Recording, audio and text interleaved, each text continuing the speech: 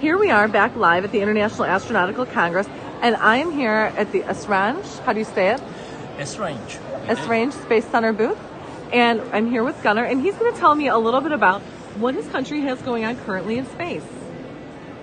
So, at the Esrange Space Center, there is a space center in the very north of Sweden, actually above the polar circle. Wow, and that's pretty cold, huh? It is not pretty cold. It's kind of warm because we've got the Gulf Stream coming from the Mexican Gulf warming up the area. But actually, we're in the northern part of Alaska when it comes to latitude. Now, Esrange Space Center has a big asset. It is an area which is sparsely populated. Actually, we have a 2,000 square miles area of where we can have an impact zone because no one is really living there. Mm-hmm. That means that we can launch suborbital rockets, or we call them also Sun rockets. And those are rockets that go up to sort of 170 miles altitude and then fall down again after 6-7 minutes.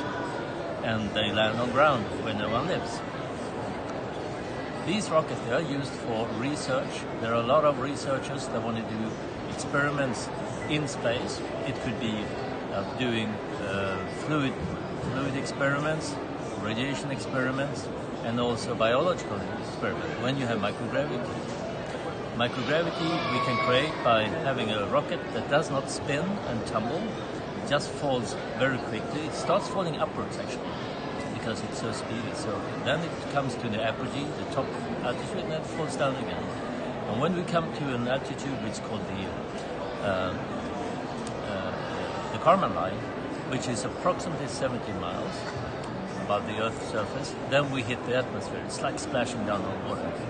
So that's the end of microgravity. During those 6 minutes, they can study things that are impossible to study on ground because you have got gravity.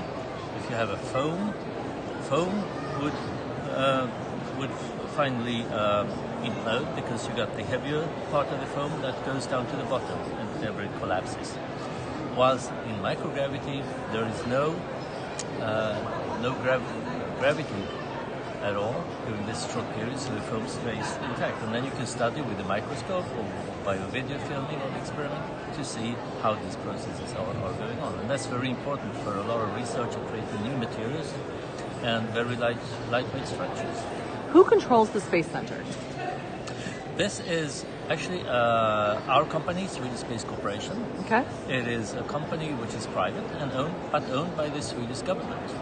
Okay, so the Swedish government. I get it. How do they choose what projects or what experiments are done using that particular type of testing?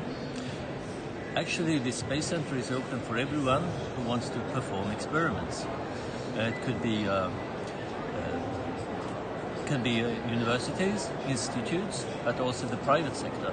And if you have something that you want to test in space, you can contact the Space Center, Esrange Space Center, and ask for what possibilities there are to perform such experiment. Okay, here's a little bit more specific question. Yeah. What is your degree in? My degree? Mm-hmm. I major in polytechnics. I degreed in electrical engineering. That was a long time ago, 40 years ago. And then I wanted to work with the environment and with communication. In those days, there was nothing like internet. What we had was telex, and fax was something very new at the time. And I realized that if we're going to be able to communicate all over the planet, we're going to need communication satellites. Mm-hmm. So I participated to one of those first projects for communication satellites. How fascinating. And then everything has exploded, and the internet is something that you take for granted. But at that time, we communicated by sending letters, forth and back. Letters and maybe someone speedy transport as well. Wonderful. Things have changed with this time. If you could share one thing about using the different experiments that you do at the Space Center with anyone, what is your favorite part of your job in that respect? I think my favorite part of the job is to see the happy faces of scientists when their experiment has reached space, come back, in a good, healthy state, and they can begin exploiting the data and continue their research.